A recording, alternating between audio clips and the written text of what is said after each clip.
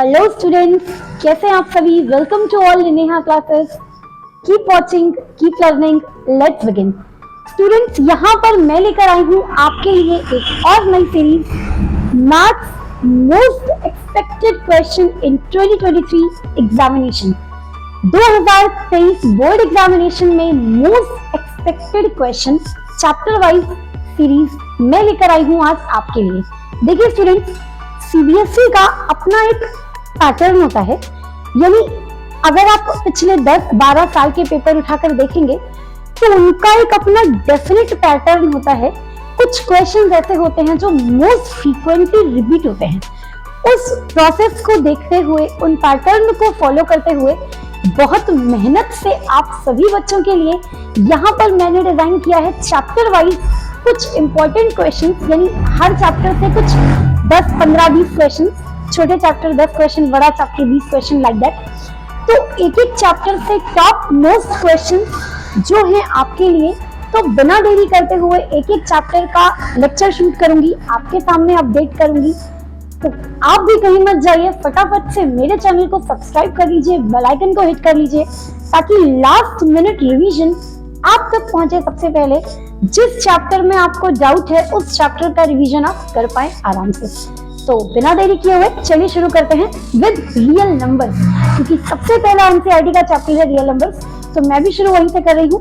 तो let's begin with real numbers. Question number 1, if two positive integers m and n can be expressed in such a way that is m is equals to x raised to power, यानी x square y raised to power 5 and n is equals to x cube y square, then the HCF of the number is।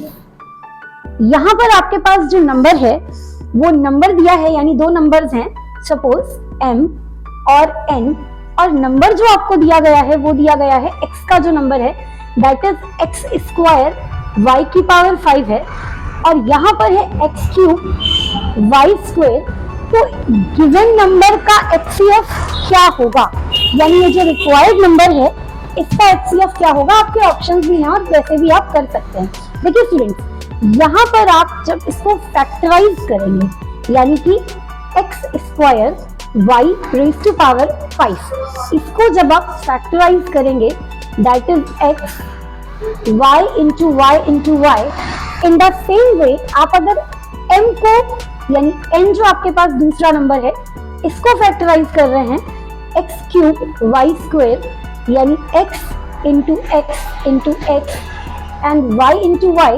तो आप यहाँ पर ध्यान से देखें, दोनों में जो कॉमन है HCF का मतलब हाईएस्ट कॉमन फैक्टर जो दोनों में हमें कॉमनली गिवन हो, here it is that is x raised to power 2 y raised to power 2, what it means x square and y square, and your correct option is that is option number C. Question number 2, if two positive integers a and b are written as a is equals to pq square and b is equals to p cube q square, where p and q are prime numbers, then the LCM of a and b is। Students, यहाँ पर देखिए, आपको जो number given है, आपके पास a दिया हुआ है पी क्यू स्क्वायर और b दिया हुआ है पी क्यूब क्यू स्क्वायर। आपको पूछ रहा है इन दोनों का एलसीएम, यानी दोनों नंबर का एलसीएम क्या होगा। स्टूडेंट्स, एलसीएम का मतलब सभी को पता है, that is least common factor, जो दोनों में कॉमन के साथ साथ, यानी अगर मैं शॉर्टकट में बात करूं तो जिस वेरिएबल की पावर सबसे ज्यादा है दैट इज योर एलसीएम। यहाँ पर अगर आप देखें तो a और b में p की हाईएस्ट फैक्टर है, दैट इज p का जो हाईएस्ट पावर है दैट इज 3, तो p पर आ जाएगा 3, और दोनों में q का स्क्वायर है यानी q स्क्वायर। तो अगर आप दोनों नंबर का एलसीएम निकालते हैं तो आपका एलसीएम आएगा that is p cube q square. Okay, come to the next question number 3, the HCF of 867 and 225 is। यहाँ पर आप देखिए, यहाँ पर दो नंबर्स दिए गए हैं 867, 255, इनका निकालना है आपको HCF। चलिए इस नंबर से शुरू करते हैं। 5 5 ज़ा 25, 5 1 ज़ा 5 एंड यस 5 + 1 6, यानी ये नंबर 3 से आराम से चला जाएगा। तो यहाँ पर आएगा क्या, 3 1 ज़ा 3, 3 7 ज़ा 21, और हम सभी को पता है कि 17 एक प्राइम नंबर है, दैट इज 17 1 ज़ा 17। Okay, now come to this number 8 6 14 7 21, यानी इस नंबर का जो टोटल आ रहा है दैट इज 21 एंड यस 21 अगर है तो वो 3 से आराम से डिविजिबल है। 3 2 ज़ा 6, 3 8 ज़ा 24, 3 9 ज़ा 27। ठीक है, अगर आप सभी को याद हो तो 289 17 का स्क्वायर होता है, यानी ये नंबर जाएगा 17 से, 17 17 ज़ा 289। वैसे भी टेबल भी पढ़ के आप देख सकते हैं, 17 1 ज़ा 17, यहाँ पर कैरी आ जाएगा 8 3 11 119 और 17 7 ज़ा 119, यानी कि ये 17 का स्क्वायर होता है। वापस से ये जाएगा 17 1 ज़ा 17। तो जो इस नंबर का आपको फैक्टर मिल रहा है, यानी 867 का जो फैक्टर मिला दैट इज 3 × 17 × 17, और 255 का जो फैक्टर मिला दैट इज 3 × 17 × 5। तो आप यहाँ पे अगर देख पाए तो देखिए यहाँ पर 370, यानी HCF जो आ रहा है वो आपका आ रहा है 3 × 17, यानी कि 51, and the correct option is 51. Okay, come to the next question. Question number 4. The least positive integer divisible by 20 and 24 is. Students, यहाँ पर देखिए एक एक करके सवाल आपके सामने आ रहे हैं, और ये जो अगला सवाल है वहाँ पर दे रहा है कि ऐसा नंबर बताइए जो 20 और 24 दोनों से डिविजिबल हो। तो ऐसा वही नंबर होगा जो दोनों का LCM होगा। तो बिना देरी किए हुए 2 से ये चला जाएगा, 2 10 ज़ा 2 12 ज़ा, वापस से 2 से चला जाएगा, 5 ज़ा 6 ज़ा, वापस से हियर इट इज 5 3। अब ये दोनों प्राइम नंबर हैं तो ये नहीं जाएगा, तो यहाँ पर तो ये 1 टाइम्स ही जाएगा और ये 3, एंड हियर इट इज 3 1 ज़ा 3। तो जो आपका ऑप्शन आएगा वो आएगा 2 × 2 × 2 × 3 × 5, 2 2 ज़ा 4, 2 ज़ा 8, 8 3 ज़ा 24, and 24 5 ज़ा 120, 120। The correct option is 120। Students, यहाँ पर मैं पूरी कोशिश कर रही हूँ कि चैप्टर 1 में जितने अलग अलग सेगमेंट हैं, चाहे वो यूक्लिड्स लेमा हो, चाहे वो LCM HCF के क्वेश्चंस हो, चाहे वो P और N यानी इंटीजर्स के क्वेश्चंस हो, यानी चैप्टर नंबर 1 में जितना भी कॉन्सेप्ट NCERT ने समझाया है और जहां जहां से क्वेश्चन एक्सपेक्टेड होते हैं वो सभी क्वेश्चंस आपको इस एक वीडियो में मैं समझाने की पूरी कोशिश कर रही हूँ। तो मेरे साथ साथ आप भी क्वेश्चन को सॉल्व करते रहें, वीडियो को पॉज करें, क्वेश्चन जब आपकी स्क्रीन पर आता है वीडियो को पॉज करें, उस क्वेश्चन को तुरंत अटेम्प्ट करने की कोशिश करें, ना समझ आने पर वीडियो प्ले करके सॉल्यूशन देख सकते हैं। चलिए चलते हैं अगले क्वेश्चन पर। Now question number 5, the HCF of 2 consecutive numbers is। ये ऑप्शंस आपको दिए हुए हैं। देखिए स्टूडेंट्स, यहाँ पर बात हो रही है 2 कॉन्जिक्यूटिव नंबर की। तो अगर मान लीजिए आपका कोई भी नंबर है कॉन्जिक्यूटिव, मान लीजिए पहला नंबर आपका n है, तो दूसरा नंबर बट ऑब्वियस n+1 ही होगा। यानी कि कोई भी नंबर अगर आपका n है तो जो नेक्स्ट नंबर होगा वो n+1 ही होगा। यानी कि अगर ये इवन है तो ये ऑड होगा, और अगर ये ऑड है तो ये इवन होगा। और हम ये बात अच्छी तरह से जानते हैं कि एक ऑड और एक इवन नंबर का हम जब भी HCF निकालते हैं तो उसका HCF आता है हमेशा 1। Let's move question number 6। The largest number which divisible by 245 and 1029 leaving remainder 5 in each case is। Students, यहाँ पर आपको 2 नंबर दिए गए हैं। पहला नंबर है 245, सॉरी 5 लिखना भूल गई थी, यानी कि 245, और दूसरा नंबर है 1029 यानी 1029। दोनों ही केस में पूछ रहा है कि वो कौन सा नंबर है जिसे हम इन दोनों नंबर से जब डिवाइड करते हैं तो जो आपको रिमाइंडर आता है वो 5 दोनों के केस में आता है। तो मान लीजिए जब इस केस में रिमाइंडर 5 आएगा तो जो नंबर आपका बनेगा दैट इज 240, और इस केस में जो रिमाइंडर 5 आ रहा है, रिमाइंडर को माइनस कर देते हैं तो नंबर आएगा 2024। अब वो कौन सा नंबर है जो इन दोनों से पूरी तरह से डिवाइड हो जाएगा? Yes, that is LCM of that is HCF of 240 and 1024। चलिए दोनों का निकाल लेते हैं एचसीएफ। ये लास्ट में 0 है तो 2 से आराम से चला जाएगा, that is 120, again that is 60, again that is 30, yes, again that is 15 and that is 3 and what next, that is 3 5s are 15 and here it is 5 1s are 5। चलिए इसका भी प्राइम फैक्टराइजेशन कर लेते हैं।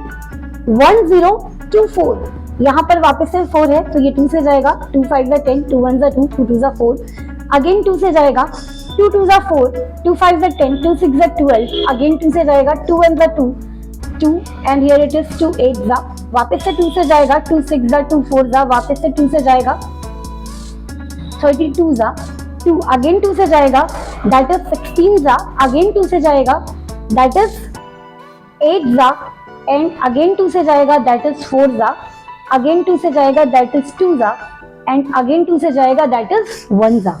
यहाँ पर अगर आप देखेंगे दोनों का एलसीएम तो दोनों का एचसीएफ तो 240 के केस में अगर आप देखेंगे तो 1 2 3 4 बार रिपीट हुआ है 2, 1 2 3 और 4 बार रिपीट हुआ है 2 एंड 3 और 5।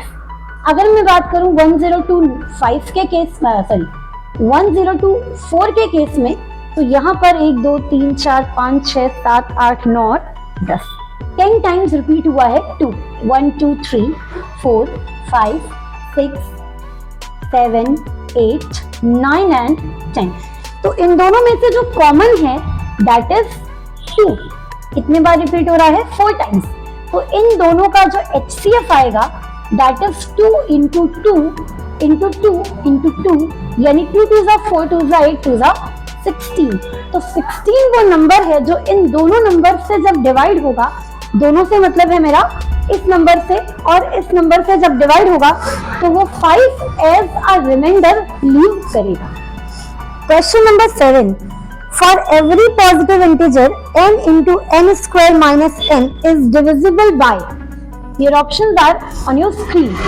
यहाँ पर देखिए आपको दिया हुआ है कि n and n square minus n यानी कि ये दोनों नंबर किस नंबर से डिविजिबल होंगे।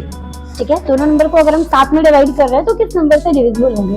तो पहला नंबर तो है आपका n। ठीक है, यहाँ पर अगर मैं देखूं, अगर मैं इसे सॉल्व करूं तो यहाँ पर आप देखिए, यहाँ से आप n कॉमन ले सकते हैं और यहाँ पर बचेगा आपका n माइनस 1।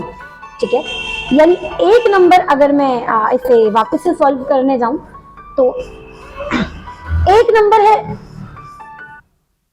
क्या नहीं भूल ही, लिखने का तरीका गलत हो गया। चलिए देखिए, यहाँ पर आपको दो नंबर गिवन है n और n स्क्वायर माइनस n। ये दोनों नंबर की अगर मैं बात करूं तो ये नंबर तो n है और इस केस में n कॉमन ले लेते हैं तो n माइनस 1, यानी कि ये भी एक नंबर बन जाता है। देखिए स्टूडेंट, ये नंबर अगर कुछ भी होगा, यहाँ पे देखिएगा ये दोनों कैसे नंबर है, दैट इज कॉन्जिक्यूटिव नंबर। इसी नंबर को तो कहा जाता है कि कॉन्जिक्यूटिव नंबर। तो n की किस वैल्यू पर ये डिवाइड होंगे। कॉन्जिक्यूटिव नंबर का मतलब है कि दोनों में से एक नंबर आपके पास ऑड या सॉरी इवन होने ही वाला है। अगर ये इवन है तो ये ऑड होगा, ये ऑड है तो ये इवन होगा। और जब भी हमारे पास एक नंबर इवन है, इसका मतलब है कि वो नंबर डेफिनेटली डिवाइड होगा 2 से। So the correct option is 2। Now question number 8, a number when divided by 61 gives 27 as quotient and 32 as remainder, then the number is। Students, यहाँ पर आपको कह रहा है कि कोई नंबर है, मान लीजिए वो नंबर है आपका x। ठीक है, वो नंबर जब डिवाइड होता है यानी डिविडेंड है आपका, x डिविजर है आपका, वो नंबर दैट इज 61, वो क्वेश्चन यानी q देता है आपको 27 और रिमाइंडर यानी r देता है आपको 32। 2। तो नंबर क्या होगा?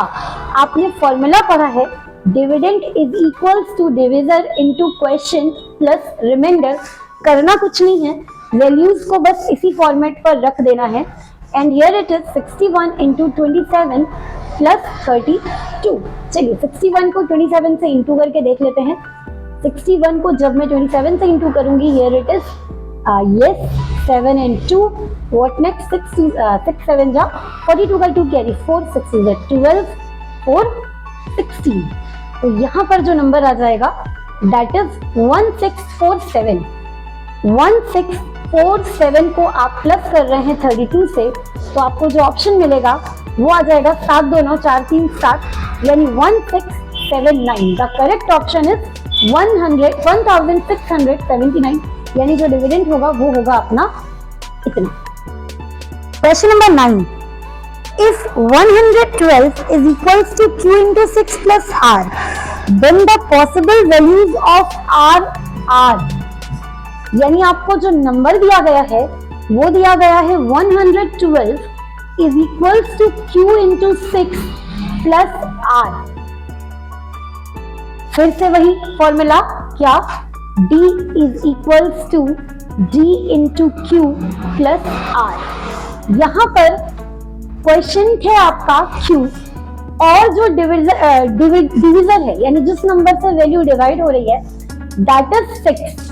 तो हमें पता है जैसे ही R की वैल्यू हो जाएगी 6 वैसे ही D वापस से एक बार और डिवाइड कर लेगा, यानी R 6 नहीं हो सकता। तो ये कंडीशन हमारी टोटली रॉन्ग है, क्योंकि जैसे ही R की वैल्यू हो जाएगी 6 तो D वापस से एक बार और डिवाइड कर लेगा, यानी यहाँ पर वैल्यू फिर आ जाएगी कि R की जगह वो वापस से D एक बार Q+1 यानी एक बार ही और वो डिवाइड कर ले रहा है। तो R की वैल्यू क्या हो जाएगी? 0 भी नहीं हो सकती क्योंकि रिमाइंडर तो कुछ होना पड़ेगा। तो R की वैल्यू जो होगी दैट इज 1 2 3 4 एंड 5, यानी इनमें से R की वैल्यू आप कुछ भी डालोगे तो ये पूरा का पूरा नंबर कंप्लीटली 6 से डिवाइड नहीं होगा। यानी जो आपका नंबर है, जिस नंबर को आप डिवाइड कर रहे हो दैट इज 112, इस नंबर को जब आप 6 से डिवाइड कर रहे हो तो रिमाइंडर जो भी आएगा कुछ भी आएगा दैट इज 1 2 3 4 5, बट वो नंबर कभी भी 6 नहीं आएगा। तो correct option is question number 10, by Euclid's division lemma x is equals to qy plus r where x is greater than y. The value of q and r for x is equals to 27 and y is equals to 5 r। आपको Euclid's division lemma का use करना है। x is equals to 27 दिया है, y is equals to 5 दिया है, बगैर एक कंडीशन भी दी है कि x आपका y से बड़ा है, और हाँ y 5 है x 27 है, तो ये कंडीशन भी सेटिस्फाई कर रही है। तो आपको q और r की वैल्यू बतानी है। देखिए x is equals to qy plus r, this is according to Euclid's lemma. इसकी वैल्यू है 27, सॉरी पार्डन मी, इसकी वैल्यू है 27 एंड यहाँ पर आपको y की वैल्यू 5 ऑलरेडी दे रखी है। तो चलिए 5 को जब आप इससे डिवाइड करोगे तो कंप्लीटली डिवीजन कितनी बार जाएगा? 5 टाइम्स। यानी आप इसको ऐसे भी तो लिख सकते हो 5 into 5 plus 2, यानी q की वैल्यू क्या हुई? 5 और r की वैल्यू क्या हुई? 2। So the correct answer is q is equals to 5 and r is equals to 2।